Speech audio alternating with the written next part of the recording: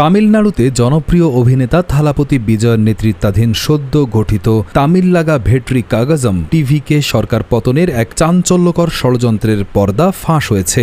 বিজয়ের দলের একটি বিধায়ককে ৩৫ কোটি রুপি ঘুষের প্রস্তাব দেওয়ার অভিযোগে ৩ জনকে গ্রেফতার করেছে চেন্নাই পুলিশ। এই বিধায়ক কেনাবেচা বা হর্স ট্রেডিংয়ের নেপথ্যে প্রধান বিরোধী দল ডিএমকের শীর্ষ নেতাদের নাম জড়িয়ে পড়েছে।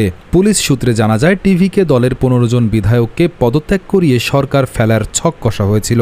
উথানগারাই আসনের বিধায়ক ডক্টর এন ইলায়াজের কাছে স্পিকারের বিরুদ্ধে ভোট দেওয়ার জন্য ৩৫ কোটি রুপির প্রস্তাব নিয়ে যান ভিরুনা ভুকারাস নামের এক ব্যক্তি।